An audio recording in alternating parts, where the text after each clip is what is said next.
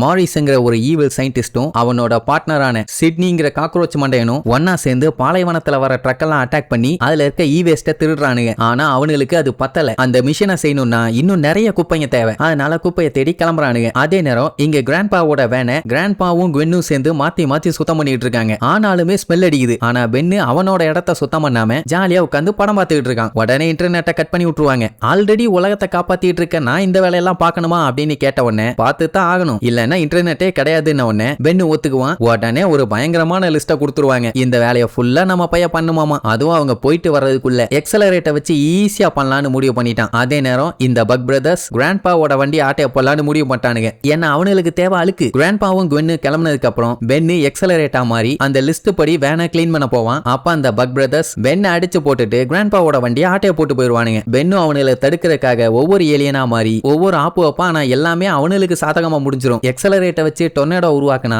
அவனுக்கு அந்த டொர்னேடோவை யூஸ் பண்ணி இந்த பக்கம் இருந்து அந்த பக்கம் ஈஸியா பிரிட்ஜே இல்லாம ஜம்ப் பண்ணி போயிட்டானுங்க. அவனுக்கு போக வேண்டிய இடத்துக்கு ஆக்சுவலா அது ஷார்ட் ரூட். சரி பரவாயில்லன்னு போராம்சா மாதிரி பெரிய கல்லு ஒண்ண உருட்டி விடுவான். மேப் படி ரூட் தப்பா போயிட்டு இருக்கோன்னு அவனுக்கு ரூட்டை மாத்திடுவானுங்க. நம்ம பைய உருட்டி விட்ட கல்ல அவன் தலையிலேயே வந்து விழும். சரி கெனான் போல்ட்டை வச்சு தடுத்தலான்னு பார்த்தா அவனுக்கு முன்னாடி முந்திக்கிட்டு போய் கல்லு மேல இடிச்சு கல்லு தலையில விழும். வாட்சில இப்ப சார்ஜ் தீந்து போச்சு. சோ நடந்து போய் சேஸ் பண்ணி வண்டியை ஒரு வழியா கண்டுபிடிச்சிட்டான். வண்டிக்குள்ள போய் பார்த்தா பலன்னு இருக்குது. வண்டியை கிளீன் பண்ற காடா இவ்வளவு கஷ்டப்பட்டு கொண்டு வந்தீங்க, கேட்டிருந்தா நானே தந்திருப்பேன்னு சொல்லிட்டு வெளியில வந்து பார்த்தா அவனுக்கு தேவையான அழுக்கு கிடைச்சிருச்சு. அதை மிஷின்ல போட்டு மிதின்னு மிதிச்சு புதுசா மேக்னட்னு ஒன்னு கண்டுபிடிச்சிட்டானுங்க. எதுவா இருந்தா என்ன, ஏதோ ஒரு ஆபத்துன்னு சொல்லிட்டு பென்னு ஃபோராம்சா மாதிரி அவனுல போட்டு பொலன்னு பொழப்பான். அந்த மோரிஸ் சயின்டிஸ்ட் என்ன பண்ணிடுவான், அந்த மிஷினை ஆக்டிவேட் பண்ணி ஒரு பெரிய புழு மான்ஸ்டரை உருவாக்கிடுவான். அதை வச்சு அங்க இருக்க லாஸ் வேகாஸ்ல இருக்க எல்லாத்தையும் சாப்பிட போறானாமா எக்ஸப்ட் பணத்தை தவிர. இது தெரிஞ்ச பென் என்ன பண்ணிட்டான், புத்திசாலித்தனமா பண்றேன்னு அந்த ரிமோட்டை உடைச்சு விட்டுருவான். அந்த ரிமோட் இருந்தாவாச்சு அதை வச்சு அதை கண்ட்ரோல் பண்ணலாம். அதை உடைச்சு விட்டதுனால இனி அதை கண்ட்ரோல் பண்ண முடியாது. கண்ட்ரோலை மீறி கிடைக்கிறதெல்லாம் திங்க ஆரம்பிச்சிடும். கிடைக்கிறதெல்லாம் தூக்கிட்டு அது மேல வீசுவான். பவர் பத்தல, வேற வழி இல்லாம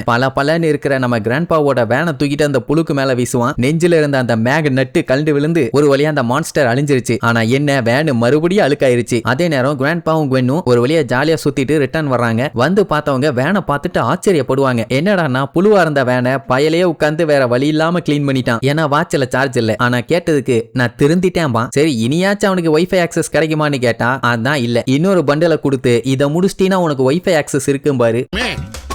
இதுக்கு ஒரு முடிவே இல்லையா?